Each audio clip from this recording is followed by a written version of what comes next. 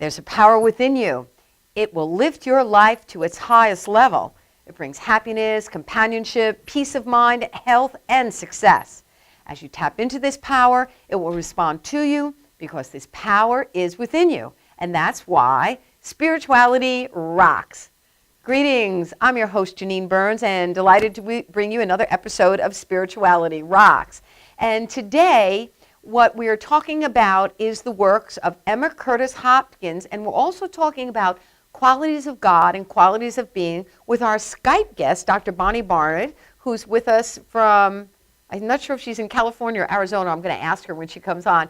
And in the studio, I have with me with the Reverend Sava Mchunguzi. Welcome to Spirituality Rocks. Yes, great being here once again. It's a pleasure to see you. Yes. So when we talk about new thought, we teach that there's one presence in power, whatever you choose to call it, God, infinite intelligence, spirit, divine love. It expresses in and through you and in and through all of life everywhere. New thought principles, which we teach on the show, and practical spirituality, teaches that thoughts held in mind produce after their kind. And so we don't teach you what to think, but we teach you how to think so that you can align with the divinity within and bring your life forth to all its glory. And so I was so pleased that you could be with us. The Reverend Saba is the ministry of the Unity Church of Healing Light in Huntington, and we're on Long Island. For those of you watching in Japan and India, we've got viewers all over the world. We're on New York, Long Island, New York, and your church is here. And what I wanted to start the show with is by asking you, what spiritual truth or spiritual idea have you been focusing upon lately? Well, Reverend Janine, that's a good question. We are in the period of Lent, as many people know. And Lent, there's an acronym that we use, which is Let's Eliminate Negative Thinking. So what I've been focusing on is eliminating negative and limited thinking. Now, many people say negative think. Well, I really don't think negative. But we oftentimes think limited thoughts. Limited thoughts meaning, well, I don't have enough time to do this, or I don't have enough money to do this, or I don't have the resources. Or how am I even going to do it? How am I going to do it? Yeah. We just wonder how, and then we think we're not going to be able to. So what I've been focusing on is the idea of, yes, I can do it. Yes, I do have enough time. Yes, I do have the resources. And yes, the resources will manifest. The information, the ideas will come to me as I need it.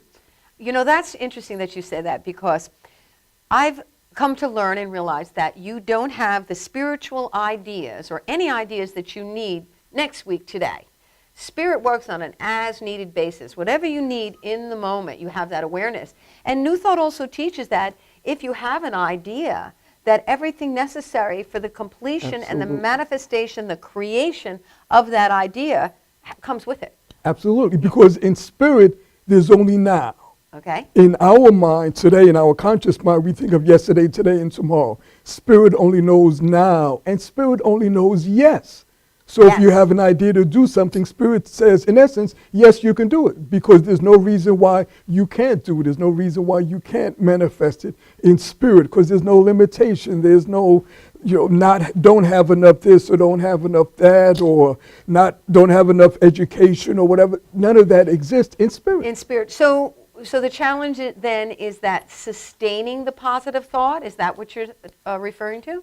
Sustaining it, but also when you're in a situation, whether it be on your job or with your family or dealing with your car, your automobile, your business, realizing that whatever that particular issue is, it's possible to come up with the answer. It's possible to do it. It's possible to overcome it. Yes, you can do it, whatever it is. So it's a series of things. It's a series of situations that we find ourselves in, whether it be related to our diet, our health, or our vocation, avocation, whatever it may be. It's realizing that yes, you can do it. Yes, you can overcome it if it's something that needs to be overcome. Yes, you can achieve it if it's something that you want to achieve or manifest. Yeah. Right? I have a particular project that I have been working on for a couple of years now. Mm-hmm. And I really didn't know how I was going to make this manifest. A thanatologist who's an expert in bereavement asked me to write a course for professional caregivers. And I decided, well, I want to write a course for funeral directors, social workers, chaplains, to support them in essential self-care. And I wrote the program. But taking that program and make it become a reality, well, I've noticed that step by step by step, it's unfolding. And it's been fascinating because I stopped and I kept on saying, well, God gave me this great idea. It must manifest in one way or another. So, someone came along who gave me a proposal. And they wrote a whole proposal, and I just had to clean it up and make it a little more precise. Boom. The next step was I spoke to a funeral director, and he told me where in New York State Department, how I would have to contact and whom I would need to get in contact with. And I was like, okay, that's good, but how do I get in contact with them? And so then just very recently, when I was working on the South Shore, this funeral director I was working with recognized me because of my shoes, because we both share a penchant for shoes. And she was telling me what kind of shoes I needed to work there and be, comfortable and effective. And then she said, oh, I remember you. And don't you know, she needed some help with something that was a little challenging, which for me, because of my vocation, was easy to support her in.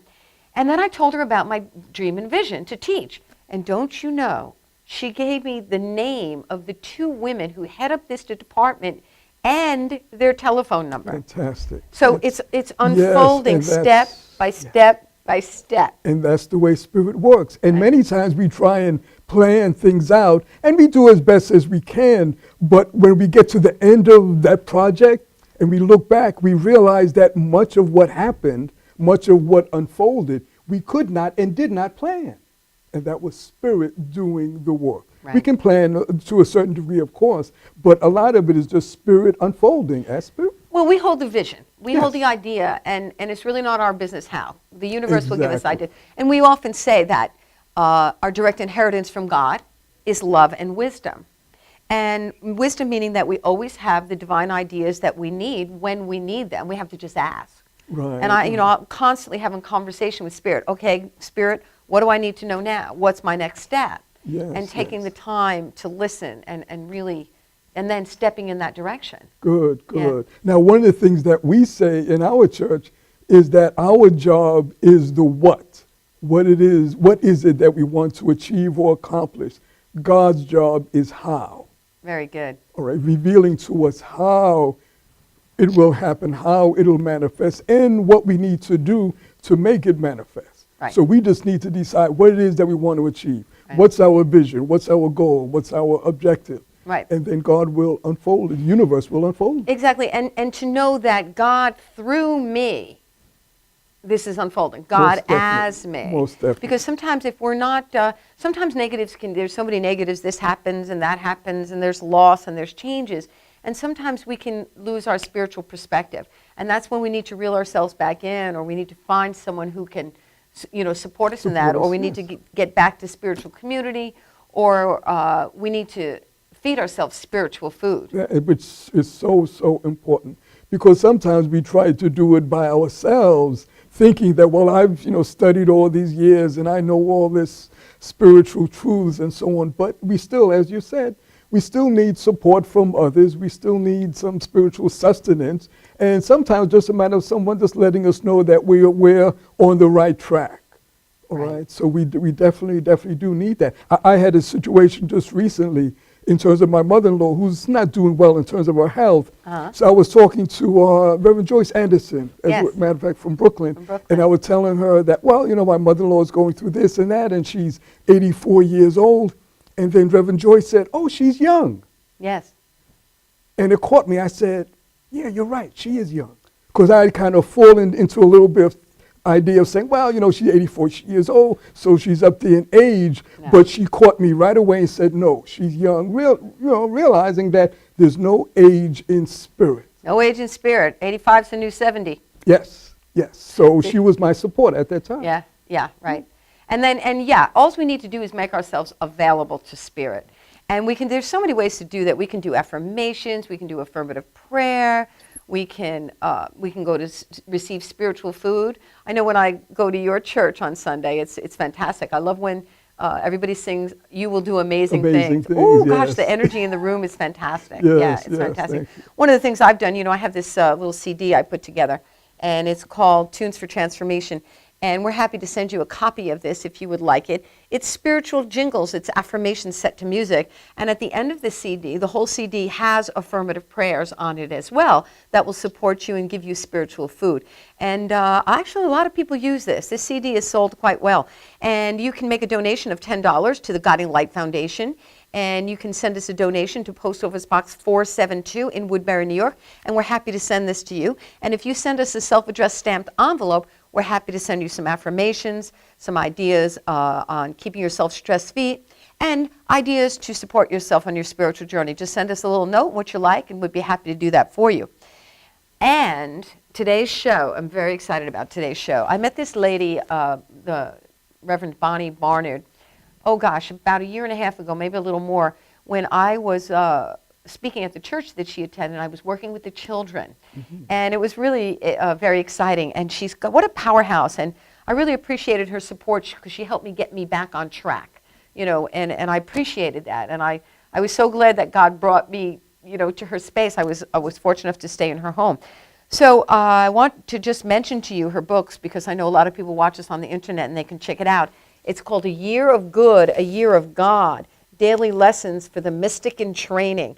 And actually, Reverend Bonnie has written 4 books. The other one that we have is Qualities of God, Qualities of Being, a resource manual for the soul. This is wonderful. You were saying how this is really good for teachers, if you're a teacher, if you're a student. Exactly, yes. Yeah. So what we're going to do is we're going to take a commercial break. Okay.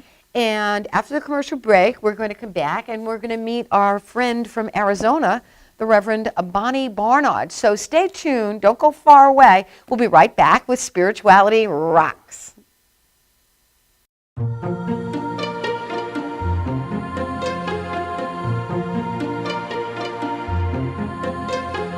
Peacefully, joyfully, I am divinely guided.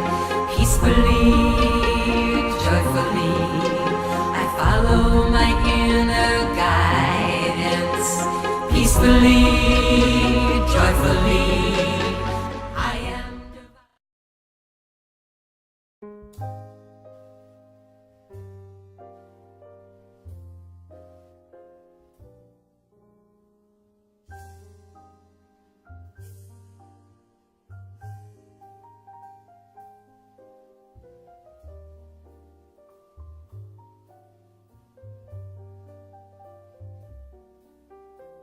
Hi, my name is Dr. Tom Dow. We have a multidisciplinary practice in Melville and Ronkonkoma, New York, and we treat patients with many, many different conditions, from newborns through geriatric patients with numerous different techniques. There's a technique and a type of treatment for every class of patient. We have them all here.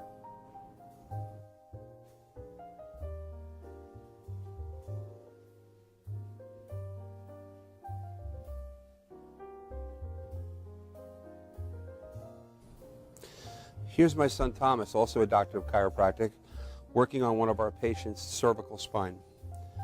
This patient has had chronic neck pain for many, many, many years, has been to a multitude of different practitioners with little or no response. And with our specialized techniques, she has improved tremendously and continues to improve on a daily basis. We have 2 practices, one in Melville and one in Ronkonkoma, New York. We are a multidiscipline chiropractic office.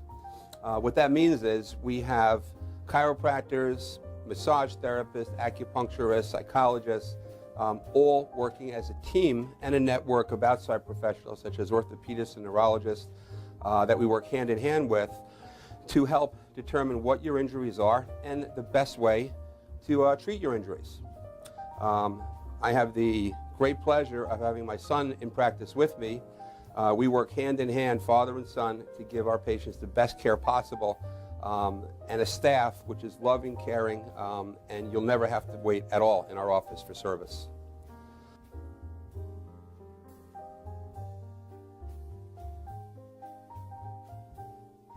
Many times patients come into our office and they have what's called a soft tissue injury. Soft tissue injuries are like scars inside your body. If you've ever been cut on the outside of your body, you get a scar. The same thing happens inside of your body to your muscles and ligaments. So our job is to determine where those are stretch the muscles, adjust the vertebra back into their correct position, and then refortify normal structure with exercise. That's what we do best, and I hope someday you'll come see us at one of our 2 offices. Thank you.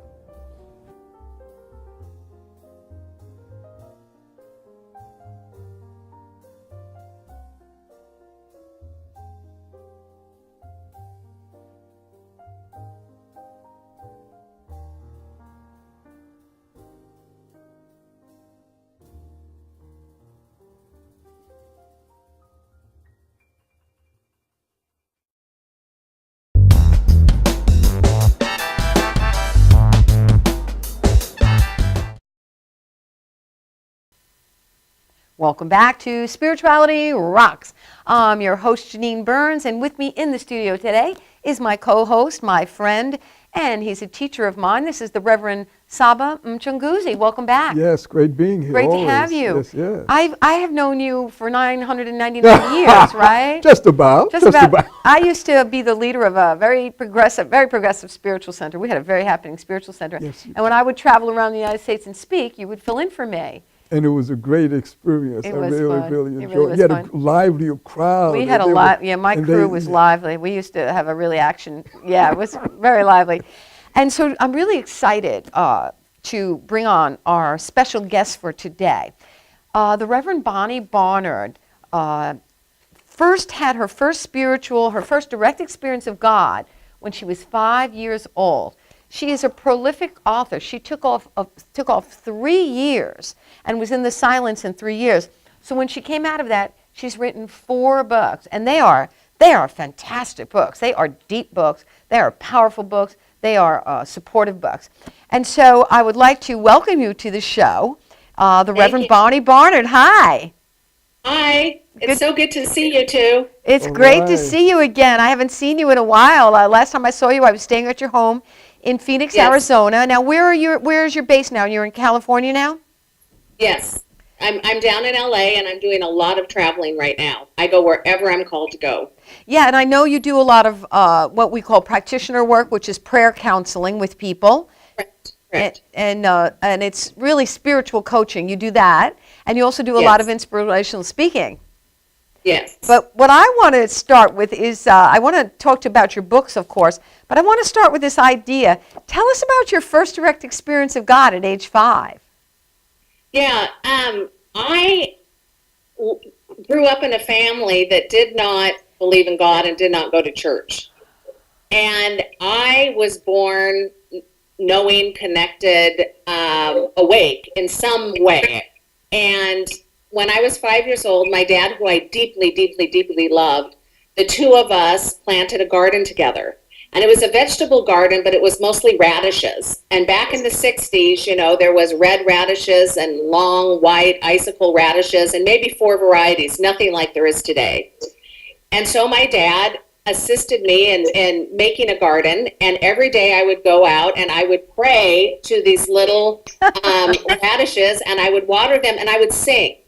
And one of the things that I had learned in the Episcopal Church down the street from me that I took myself to alone at age 5, one of the things that I had learned is that if you sing, then it is like a double dose of prayer. So I would sing my prayers, or I would sing All Things Bright and Beautiful, the song I knew as a kid, to these radishes. And so one day I am singing away and praying, and I get down on my knees, and I feel the presence of God that felt like a divine blanket of love. It was so yummy. And I said, all right, God, I will grow up and be a minister and be of service to you. And at that moment, I had the insight that the tending to the radishes was very similar to what I'd be doing tending to a congregation. And the part that was hilarious about this is back in the mid-60s, the Episcopal Church in Seattle did not have female ministers. And so I kept, as a little girl, wondering what it would sound like to have people call me Father Bonnie, because all of the ministers were called fathers. And you were talking earlier about the how. So here was in my mind as a little girl, something that wasn't achievable, but I knew that it was because my heart wanted it. And so I didn't have a template of other women who'd gone before me who'd done it, but I also knew it didn't matter because I was being called.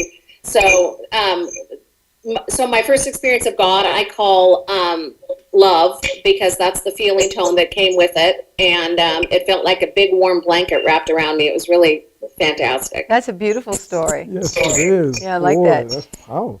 So this book, boy, this is a formidable and substantive book. It has 400 plus pages, and it is just amazing. It's a daily guide. It's a daily lesson book that you can use each day on your spiritual journey. And I love the title because it's called A Year of Good, A Year of God, Daily Lessons for the Mystic in Training. This book is available on Bonnie's website, and that's www.bonniebonnard.com. And it is also available on Amazon. And so you can check it out there. So, wow. I just want to say, wow. How did this book come about? I mean, this book is some serious spiritual food. Tell us more about that. It is. Yeah. Well, I was just coming out of my 3 years of silence and solitude when my best friend in high school's husband had passed away. And so I was in Phoenix, and I flew up to Seattle, and I met with a minister colleague of mine over breakfast. And we sat in one of those old-time kind of cafes with the big, heavy coffee mugs. It was pouring down rain outside, just like Seattle does. And I was drinking decaf coffee, and he was having his regular coffee. And we sat around and we caught up about what was going on with him and with my life, and having this great, deep conversation. Toward the end of the conversation, then, I asked him about our colleagues. And I asked them what was going on in their lives. And what I learned was that there were 3 distinct different camps of colleagues and their life experience. One group gave up on New Thought altogether. Is that they tried it, they couldn't make it work, they were frustrated, and they left. Oh. Another group was exactly the same as they were when I left Seattle 10 years prior. So they had the same issues, the same lifestyle, the same everything. It was like no time had passed at all. And then there was a third group that I was very curious about, because this was during the supposed recession that we had some time back.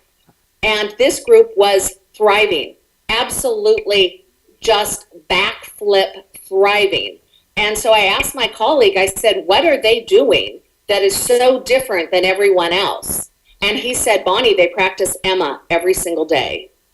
And Emma Curtis Hopkins was a teacher that I had read in my Roots class, my Science of Mind's Roots class. And when I read her, I understood every single word that she wrote. And most of my class didn't. And so I knew that at some point in my life, I would grow up and I would write a book and take her teachings and make them modern or current or usable. And so what happened was, when he said that, it was as though a light bulb went off in my head 15 years later that said the time is now.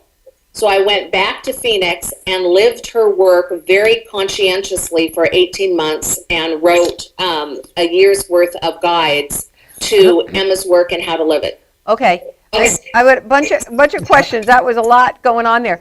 First of all, you said Science of Mind. What's Science of Mind?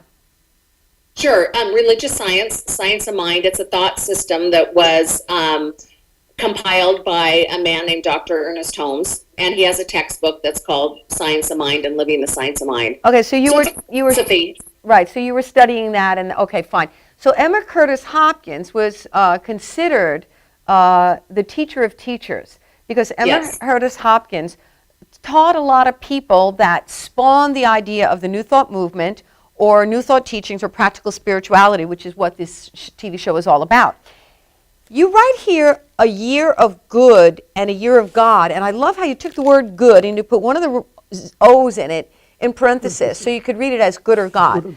So I guess you're saying that good and God are synonymous. How do you define that? That's one of Emma's primary teaching, that all there is good.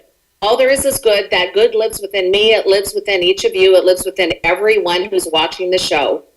And it is the all that is. And so when we align with and resonate with the good that we are, our entire life changes. So she says the word God has a lot of stuff attached to it. And there are times in my life when I have a hard time using that word, and other times that I love it. And so she says she prefers the word good over the word God. And her work begins, as all mystical work does, that there's nothing else. There's one presence, and that is that presence of God. And so when you shift the word God to good, another way of saying that is there's only one presence, and that presence is good with a capital G. That's how I always write it, is good with a capital G. No opposite. Right. And I'm looking on page 19 of the book, and it says the good I seek is my God. And here's what Emma Curtis wrote. Are you not seeking good? Why do you move your right hand? You move it to get your good. Why do you breathe? You breathe to get your good. Why do the stones lie still and wait? They're waiting for their good. Why does the bird fly? It flies for its good. Everything moves and waits for its good. So you see that the good draws everything. The good which you and I want governs everything we do. Therefore, the good which you are seeking is your God. And so I find this fascinating. Could you talk more about this idea of the good, that your good is seeking you, you're seeking your good, and your good is seeking you? Sure. Another quote Emma used that I love is that we are our understanding of God. That you are your understanding of God. I am my understanding of God. We are our understanding of God. And so when she says then that all there is God and it is good and it is seeking us, then what we come to realize through spiritual practice is that not only is it seeking us, but we are seeking it. That there's since all there is one, that there's this just beautiful relatedness between the concept and the reality, between the insight that all there is good and the living out of it. Yes. So I like to call spiritual practice marinating. So to marinate in the word or the concept of good, or to marinate in the word and the concept of God, is really powerful. What did you say, spiritual practice marinating? I missed that. I said, I like to think of spiritual practice as a form of marinating. Okay. And when we marinate in the qualities of God, the presence of God, the idea of God, then there's something that shifts within us and we become open to see more of the good that we are seeking and that is seeking us. You have a page here entitled, I Deserve My Good. I deserve my good. And so you said that when you began your journey of claiming your good, you often felt that you weren't worthy of receiving, but you still continued on in your practice. Tell us more. Yeah. Through our spiritual journey, and I know that this has happened to the two of you as well as to those who are watching, is that we have insight and we have feeling tones that happen in our body. So we have a feeling, we have an insight, we have a recognition, we have a knowing that there is really something that exists within this universe that deeply, deeply, deeply loves us and wants our greatest good. And so when we have a moment of that realization, then what happens is there can often be the realization of the gap between living it and having that insight. Okay. And I call that the feeling of not deserving it. And it's really not that at all, but it's what our thought tells us it is. There's a gap. We have a realization. There's a gap between what we've been shown and how we're living. And we often say, wow, I'm not deserving of that, when the truth is that's why it's in you, is that you are deserving and it's calling you forward. I see. Well, also in the book you said that you talk about feeling that my good is absent. And, you know, people struggle, people go through challenges, and there's changes, and Oftentimes I receive calls from people who are looking, that they're in challenging circumstances and they want to move forward. And what Emma Curtis Hopkins, you will notice that the instant you acknowledge that there is good for you, which you ought to have, the thought arises in your mind that you don't have the good that belongs to you. Correct. And so you said here, I seek and desire that's what I believe I don't have. What I believe is scarce, I naturally want more of that. Please expound on that. Sure. God is a synonymous word for God is the presence. God is present. There is no absence in God. The idea of lack exists in the idea of absence. The idea of evil exists in the idea of absence. And so what happens is when we start claiming there's this good for me that I want to have, we start recognizing and knowing, oh my gosh, I don't have it right now. And there's this feeling that can come upon us of it exists, but it's not mine. Like it's separate from me. And what I love about Emma is she says, well, that's part of the whole darn process. Part of the process is to have that internal yearning that it exists so that you move toward it until you realize that it's coming from you, not outside of you. Ooh, now that's a good point. So now, one question that comes to my mind is, how do you move towards it? I mean, what steps do you need to take to bridge that gap that you spoke about? Yeah, I am a huge proponent of spiritual practice. And for me, that means contemplation, affirmative prayer, and meditation. Awesome. Along with And I was about to say, it's time for a commercial break, and I would love, when we come back, that you could expound on those ideas. And what was it? Sure. It was contemplation. affirmative prayer, Yes.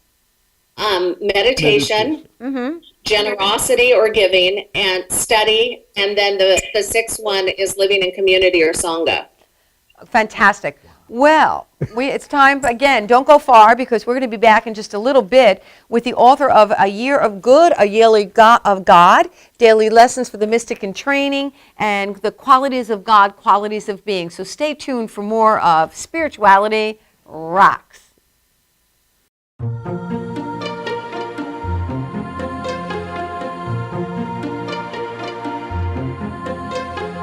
Peacefully, joyfully, I am divinely guided. Peacefully, joyfully, I follow my inner guidance. Peacefully, joyfully, I am divine.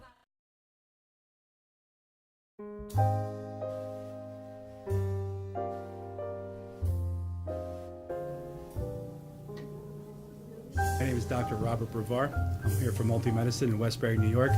We're located at 1065 Old Country Road, Suite 214. Been here for about 15 years. The practice has medical doctors, physical therapists, chiropractors, acupuncturists. We also do pain management, and we have orthopedists on staff. Here at Advanced Multi-Medicine Rehabilitation, we've got physical therapists on staff who treat an array of conditions, from neck pain to back pain, shoulder pain. We treat carpal tunnel. We treat a lot of car accident patients, slip and falls. We treat patients with knee injuries, with ankle injuries. We have state-of-the-art equipment. We've been here for over 15 years. Vast array of diagnostic testing, from x-rays to EMGs. What is an EMG? It's a diagnostic test that allows a doctor to determine where the pinched nerve is.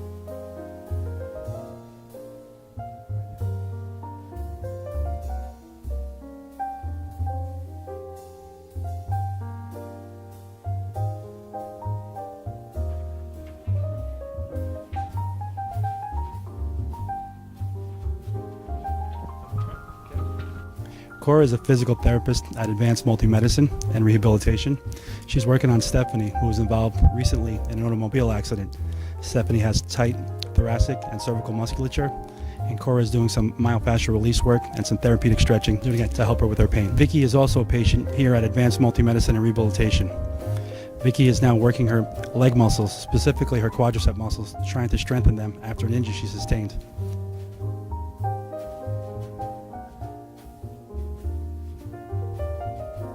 If you you find yourself in need of any type of physical therapy, please don't hesitate to call Advanced Multi-Medicine and Rehabilitation, located in Westbury, New York, in Suite 214. Phone number is 516-334-7000, or find us on our website at advancedmultimedicine.com.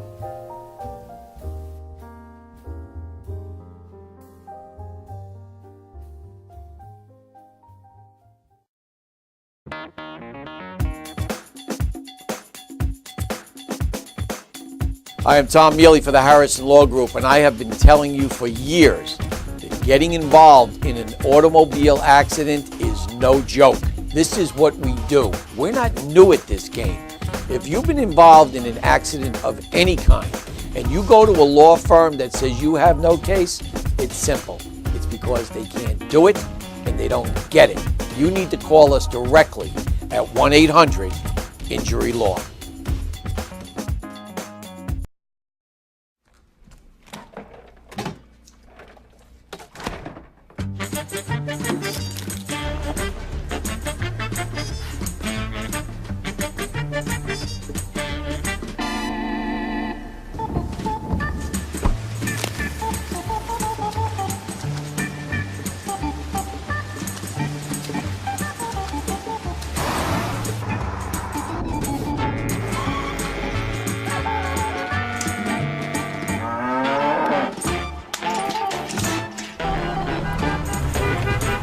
Stop the truck!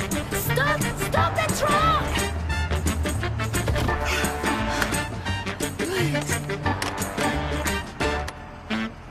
Thank you.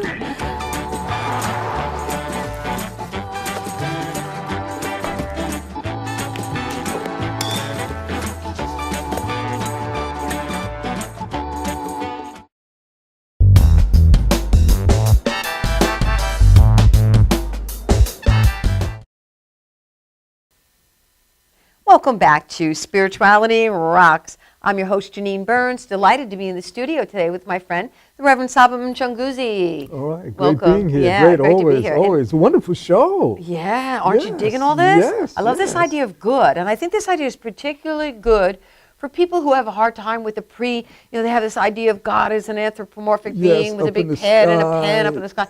So, to say that God is good, as Reverend Bonnie, Dr. Bonnie Barnard has been talking about, is great. And so, those in the viewing audience, I'd like to welcome you back to Reverend Bonnie Barnard. And this book is Qualities of God, Qualities of Being, a resource manual for the soul. This book is what I like to call juicy.